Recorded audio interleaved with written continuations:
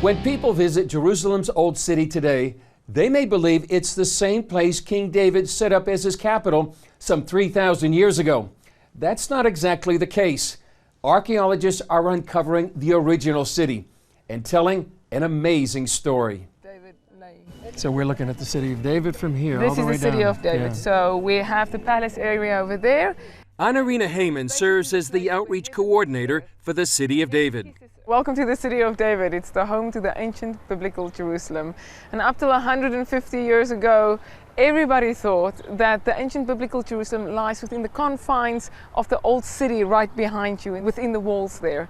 So the question is, what happened 150 years ago, and where is the ancient biblical Jerusalem? She then helped answer that question by explaining how the city of David lay hidden for nearly 2,000 years, until a British archaeologist began a discovery that continues to this day. Chris, we're standing at a magical place right now. This is the place when Charles Warren came through the fissure that he found.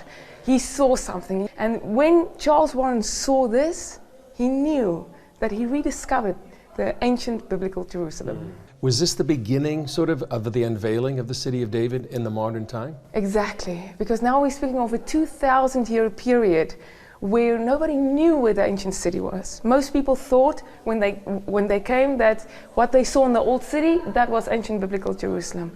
It's only when he found this that he discovered, but wait a minute, the ancient Jerusalem lies outside of what we call today the old city. The discovery of this tunnel system, known as Warren Shaft, visually tells how King David captured the city and brings the Bible to life. When we saw this, we suddenly saw exactly how the picture came together. And many times when we do excavations, we also don't know what we're looking at. And then we have to go to the Bible, and that starts explaining it. So it's the Bible and the excavations and the Bible coming together, giving us the full picture of ancient Jerusalem. Further down, they found where men became kings. Most of the kings of Israel was anointed where we're standing right now. We are standing at the place of anointing. And Isaiah says, "You will draw forth water with joy from the springs of salvation." In fact, the city of David echoes with the people of the Bible. Abram, when he met Melchizedek, but then we get to David, to Solomon, we get to Isaiah, when he was giving his prophecies on these very walls here. Jeremiah, afterwards, when he had to speak about the destruction that was looming over Jerusalem. All those things happening exactly where we're standing right now. More than 10 years ago, archaeologists uncovered another biblical site, the Pool of Siloam, that was fed by the nearby Gihon Spring. It's the place where Jesus healed the blind man, and also where the Jewish people would gather for the feasts of the Lord. 3 times a year, all the men had to come to the mikveh in the pool, and from there get ready to go to Temple Mount. And this is the walk, the final ascent that all the pilgrims can do again when they come to Jerusalem. Heyman sees this final ascent as a merger between archaeology and prophecy.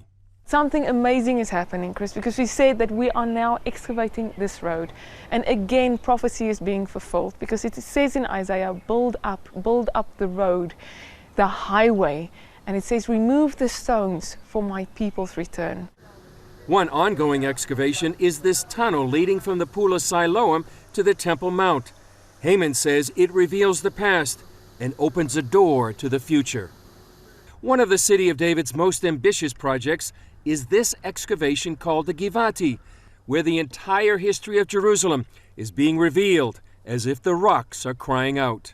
You can see exactly how she slowly disappeared from civilization, because one city was built upon the other. And you could see how the city could have lost hope, thinking, who's ever going to discover me again? Until God says, but in a time of favor, nothing can stop it. And that's what we see in Givati. Jerusalem is slowly being revealed. Heyman sees prophecy unfolding.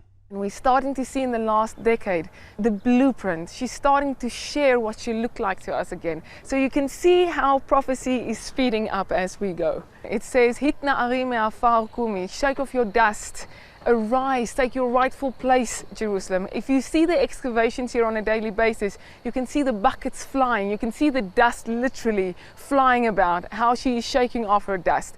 She considers her role in the city of David a privilege.